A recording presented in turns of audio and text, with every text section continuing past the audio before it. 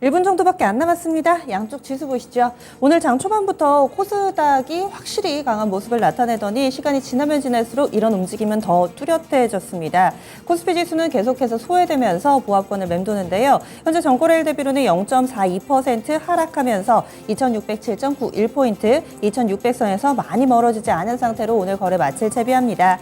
코스닥입니다. 오늘 코스닥 이 시가총액 탑2 에코프로 그룹주들의 활약이 정말 대단하죠. 이 부분 힘 받으면서 현재 고점을 더 높입니다. 1.7% 오르며 913.57포인트 선에서 거래 마칠 예정입니다. 6거래일 연속된 상승이고요. 그런데 오늘 코스닥이 이렇게 좋은지 몰랐다 느끼시는 분들도 계실 텐데 에코프로 BM과 에코프로 두 종목을 제외하고 보면 지수는 마이너스입니다. 두 종목이 끌어올리는 포인트가 한 16포인트 정도 되고요. 현재 동시효과 구간상 상승 탄력이 15.43포인트니까 아마도 이렇게 빛과 그림자가 뚜렷하게 지는 그런 코스닥 시장 가운데서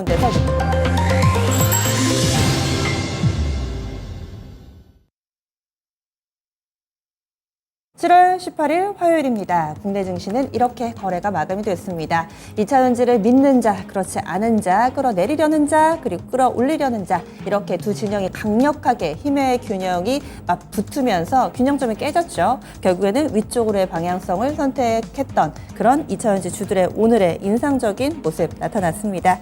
그래서 오늘 우리 지수만 보더라도 분위기가 상당히 좀 달랐고 그 향방은 2차 전지주들이 쥐고 있었는데요. 아시아 증시 전체적으로도 보자면은 사실 별로 좋지가 않았습니다. 우리 증시 코스닥 쪽이 유난히 좀 좋았던 거고 차례대로 좀 보시죠. 일본 니케이 225 지수입니다. 강보합권입니다. 많이 안 올랐습니다. 0.32%의 제한된 상승 움직임 나타내면서 32,500선 살짝 밑돌면서 32,493.89엔대 거래 마쳤습니다. 일본 증시 요즘 들어서 변동성이 다소 좀 잦아드는 모습, 엔저가 어느 정도 마무리되면서 33,000선의 저항을 받으며 근처에서 횡보하며 힘을 응축해 나가는 모습 요즘 연일 보여주고 있습니다. 다음은 중국입니다. 중국 증시 어제장에서 이 GDP도 그렇고 전반적인 경기 침체 분위기가 숫자로 확인이 되면서 전체적으로 중국 증시 약세 움직임을 보여줬는데요. 오늘 장에서도 비슷하게 흘러가고 있습니다. 현재 상해 종합지수 흐름부터 좀 보시면은요. 장중 내내 마이너스권 보여주고 있습니다. 상해 종합 0.4% 마이너스고요. 3,200선 하회합니다. 3,196.88포인트 기록하고 있고 심천도 비슷한 낙폭을 보여주고 있습니다. 그리고 어제 홍콩 증시가 태풍으로 인해서 휴장이었습니다. 그런데 오늘장 홍콩이 좀 많이 밀린다 느끼실 거예요. 상해종합이나 심천보다 깊게 빠지고 있거든요. 현재 항생이 2%에 육박하는 급락인데 어제 쉬어갈 때 중국 증시가 밀린 것을 오늘 같이 좀 반영한다. 이렇게 파악해 주시면 좋을 것 같습니다. 현재 항생지수는 2%대 급락세에 뛰고 있는데 어제 휴장 영향 플러스 알파로 미치고 있다. 이렇게 정리해 드릴게요. 다음은 환율 동향입니다. 원달러 환율 계속해서 달러 약세 움직임이 뚜렷하게 나타나고 있죠. 이런 상황 가운데서 우리 원달러 환율도 하락세 보여줬습니다. 오늘 장중한 때는 1250원대까지 갔다 왔습니다. 장중 내내 원달러 환율 마이너스권, 오늘 종가 보겠습니다. 전거래일 대비로는 원달러 환율이 6원 20전에 하락으로 거래 마쳤습니다. 1260원 40전에 거래 마쳤는데요. 1260원대 초반에서 일단 하락 움직임이 브레이크가 걸렸고 내일장에서 추가로 1250원대 진입할지 여부 관심이 쏠리고 있습니다. 이렇게 해서 환율 동향까지 정리해봤고요. 오늘장 시장 상황 정리해드립니다. 시황센터 다녀옵니다. 네, 가는 쪽은 계속해서 힘을 받고 간다라는 사실을 다시 한번 느낀 하루였습니다. 코스피는 조금 내렸지만 코스닥은 아주 뚜렷하게 상승하면서 거래를 마치게 됐죠. 2차 전지 활약상이 눈에 띄는 하루였는데요. 자, 그러면 지금부터 마감 시황 정리를 해보겠습니다. 자, 일단 코스피부터 확인을 해보겠습니다. 코스피 보시면요, 연이틀 하락으로 거래를 마쳤습니다. 전장 대비 0.43% 내렸고요. 11포인트가 하락으로 거래를 마치게 된 거죠. 오늘장의 종가 2600선을 지켜줬고요. 2607.62포인트에 확인됐습니다. 자, 분봉톡에서 확인해 보시죠. 거래소는 장 초반부터 좀 부진한 모습이었죠. 11시 구간까지 2600까지 정확히 찍혔습니다. 자, 그래서 좀 이탈되나 싶었는데요. 그 구간이 바로 저점을 기록하게 됐습니다.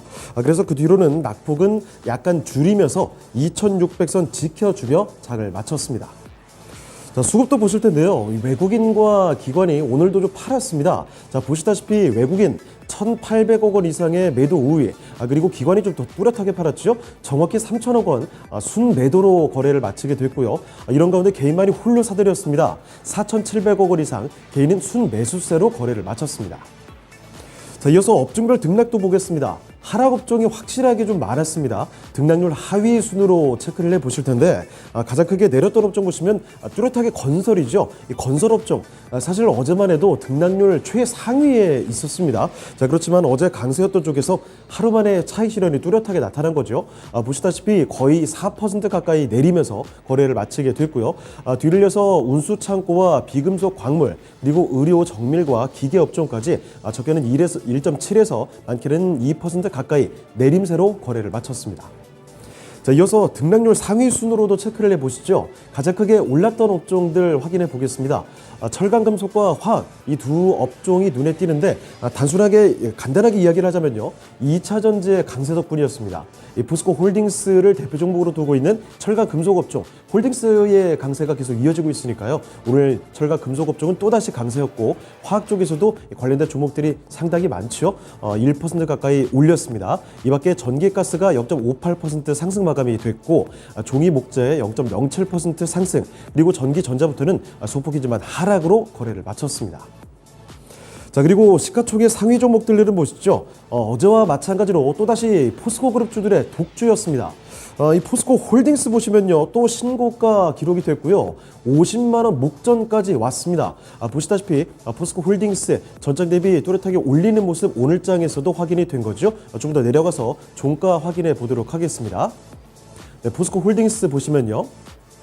네, 내려주시죠. 포스코 홀딩스 정확히 2% 올렸습니다. 48만 8천 원까지 올라섰고 거의 49만 원 부근에서 거래를 마치는 모습이었죠. 50만 원 멀지 않았습니다. 자, 그런데 포스코 홀딩스보다도 오늘장 더 눈에 띄었던 건 바로 포스코 퓨처엠이었습니다. 퓨처엠이 진짜 오늘장의 주인공이었다고 볼 수가 있겠죠. 증권가의 호평을 받게 되면서 주가 대단히 크게 올렸습니다. 오늘장 보시면 장 후반까지도 양봉 꽉 채웠습니다. 고점을 점점 더 높여가는 흐름, 오늘 13%를 쭉 끌어올렸고요.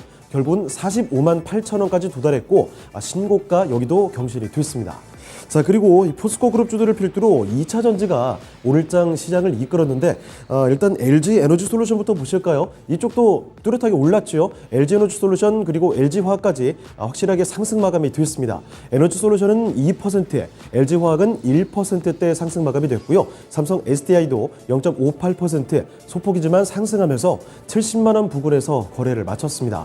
자, 그리고 나머지 종목들은 이 반도체주 일단 확인해 볼까요? 삼성전자가 좀 뚜렷하게 밀렸죠. 전장 대비 1.7% 하락 마감이 됐습니다. 7만 2천 원에 아쉽게 거래를 마치는 모습이었고 반면에 SK하이닉스는 그래도 이쪽은 상승 마감이 됐습니다. 0.51% 올리면서 11만 7,800원에 거래를 마쳤습니다. 그리고 자동차주들이라든지 인터넷, 이쪽은 뭐 약세 보인 종목들 대부분이었고요. 이런 가운데서 바이오 종목, 특히 셀트리온의 낙폭이 좀 뚜렷했습니다. 셀트리온 종가 정도 확인해 보시고 넘어가시죠. 셀트리온 보시면 3.78% 크게 밀리는 모습이었죠. 정확히 15만 원의 거래를 마치는 모습. 최근엔 합병에 대한 기대감으로 주가를 크게 끌어올렸다가 오늘 작은 셀트리온 그룹주들 일제히 하락 마감이 됐습니다.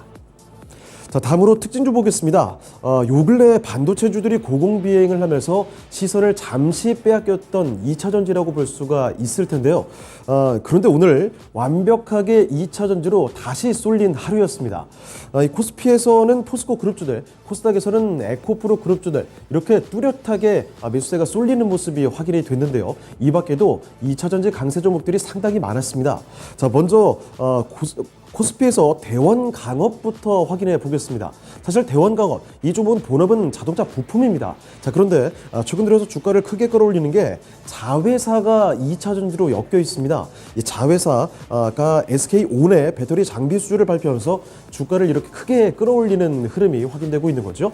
보시다시피 오늘장에서도 10% 넘게 올렸습니다. 7,500원에 거래를 마치게 됐고요. 이 밖에 2차 전지 소재로 각광받고 있는 STX 8% 10% 강세로 13,290원에 거래 마쳤고요. 자, 그리고 이 밖에도 율촌화학이라든지 아니면 코스모화학과 신소재 이런 종목들 뚜렷하게 강세 마감이 됐죠. 한농화상도 4% 올리면서 2만 원대 위에서 거래를 마치는 모습이었고, 경동인베스트 같은 종목도 꼬리를 좀 윗꼬리 달았지만 그래도 9만 원 부근에서 거래 마쳤습니다.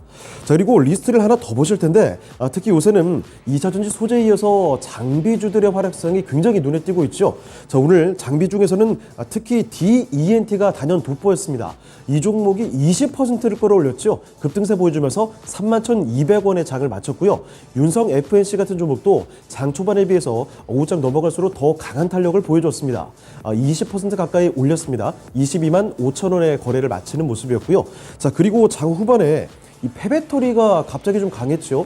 일단 폐배터리 시장이 2040년까지 263조의 성장세를 이루고 대기업들의 러브콜이 이어질 것이라는 전망 나오고 있습니다. 게다가 이 관련된 대표적인 두 종목이죠. 세비캠과 성일하이텍이 요새 주가가 상당히 밑에 있었기 때문에 이렇게 매수세가 쏠린 것으로 풀이가 됩니다. 자, 보시다시피 세비캠 보시죠.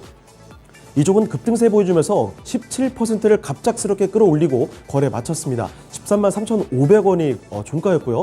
그리고 성일하이텍도 5% 올리면서 거래를 마쳤죠. 자, 그리고 이 밖에도 코스닥의 이 대주전자재료, 그리고 뉴인텍, RF세미부터 나노신소재까지 이렇게 두 자릿수대 상승률을 보여주면서 급등세를 보인 2차 전지 종목들 상당히 많이 눈에 띄었습니다.